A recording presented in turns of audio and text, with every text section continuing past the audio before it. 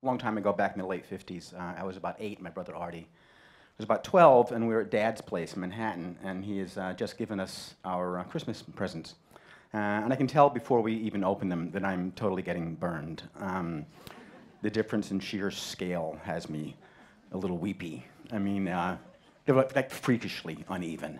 I'm sitting there with a little kind of red and green striped package in my lap, watching my brother Artie, who literally has to walk around his presents. It's one of those kind of perfect, sort of like formless, bulky piles that says that no mere kind of, simple geometry could describe the wonders that are underneath this thing. It's like somebody threw a Santa tarp over a pile of puppies or something. And when he opens it, it is an aquarium. It's like a 30 or 40-gallon fish tank, and it's got all the stuff. It's got the rainbow-colored gravel, and it's got the tubes and the hoses and the filters and the heaters and the plastic seaweed and little seaweed man. It's got everything except the fish. I open mine and I get a book. It's a little black, scuffed-up covered book. It looks like a textbook. I open it up and to read and it is filled with the most kind of intricately detailed illustrations of the most just like wildly disturbing images I have ever seen on my 8 years on the planet. They're flying devils with big bat wings, swinging severed human heads around. By the hair, there are men and women on fire, there are men and women eating each other, and everyone is naked. It's not like the Hardy Boys, it's not, it's not even in color. So I kind of tear my eyes away from the pictures to read the text, and I can't because it's in Italian. So to give Dad some credit, he knew I liked books, especially books with pictures, so even if he gave me a book in a language I couldn't read, filled with pictures I couldn't bear to look at, he put a little thought into it. But I judged, because I was like a healthy, normal human being like you, I judged my gifts based on mass and volume alone. So I burst into tears. Artie and I, we both knew that these gifts came from Emil, who lived upstairs. He was one of Dad's tenants in the single men's rooming house that he ran. And we knew that Emil had died about a week earlier. I guess the fish must have died a couple of days after that. And figured the book I kind of recognized from a pile of books he kept under the short end of his one leg in his nightstand.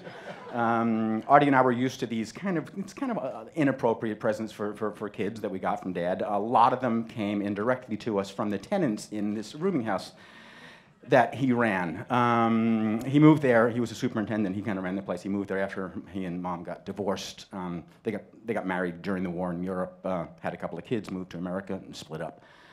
I think what happened is once like the Nazis were out of the picture, they had time to take a good look at each other for the first time. Anyway, so we spent weekends with him there, and every Saturday morning we would help Dad make the rounds through the building, kind of like picking up the old sheets and pillowcases and dropping off new, fresh linens for the tenants. Dad actually called them linens, like it was a Buckingham Palace or something. And we go from room to room, and these were not sort of like the sheets and pillowcases, from detergent commercials. They were kind of like amber-colored, and stained with these kind of blotches. It could be nicotine or... Dad wouldn't let me play Ghost with him, just to suffice it. To say, so we made the rounds every Saturday morning, and every once in a while, we would knock on a door, a couple times a year. Knock on a door, nobody would answer, knock on a door, nobody would answer. Dad would pull out his master key and let himself in, and he would find somebody dead. Not like with a bullet through his head or like hanging from a steam pipe, just kind of like worn all the way down to nothing, finally, And Dad would stop us at the threshold, stick out his arms like a school crossing guard. And because he was one of these dads who was full of empty, meaningless aphorisms, fight for what you want, never give up. I remember I asked him once why he and Mom split up, and he said, well, people change.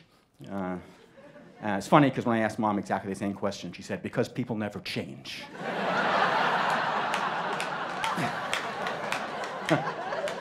So anyway, in this situation, he would always say something like, staring at this dead guy in the room, he'd always say, well, at least he lived a full, rich life. But even at 8, I knew, and you would know if you wound up in Dad's building, you had not lived a full, rich life. And then he would kind of cap it off with his favorite, and you know, nobody lives forever. Like cold comfort for an 8-year-old. Then he would send us downstairs, and he would would call the police to kind of report the latest vacancy. And while he was waiting for them to show up, he would poke around, do a little shopping, and leave with a pillowcase full of a bunch of stuff that eventually wound up under our Christmas tree. So now we're with the fish tank and the book. That's how we got these things. I'm sobbing. It's like snot coming out of my nose, you know.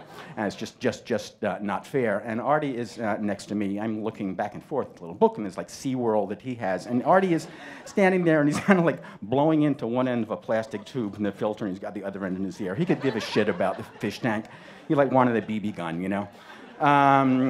But he's looking at me, then he picks up the book and he starts flipping through it. And because he's like older and more mature than I am, because the book is full of pictures of naked people, he says, you know what? I'll do it. Let's make the trade. And I know I'm maybe going to hurt Dad's feelings, but I do it. You know, I can get away with it because I'm only a kid. And so he gets the book, I get the fish tank, everybody's happy, except maybe the fish a couple of days later that wind up dead because I forget to feed them or that they even exist after I finally got what I want. Years later, after Dad is gone, Artie must have been doing some reminiscing and maybe going through the old stuff from the old rooming house, because he gives me a call one night, and he asked me, he says, you ever hear of this guy named Gustave Doré? And I have. He says, you know, he's like this really kind of like big shot 19th century illustrator. I know who he is. He says, you hear Dante's Inferno? Turns out the old book from the old rooming house was an 1863 edition of Gustave Doré's illustrated masterpiece, Dante's Divine Comedy. It is what book people call a first impression with plates. And it's worth, well, it's a first impression with plates, so it's worth more than a fish tank, you know? And I'm on the phone, and I'm thinking, but that's my book. You know? And I start getting weepy again, like back when I was 8 years old, but I'm not 8 years old anymore. I'm a grown man, and I know that, you know, crying is not going to get this thing back for me. But I also know that patience will, because my brother Artie is even older than I am. And like Dad always said, you know, nobody lives forever. Thank you.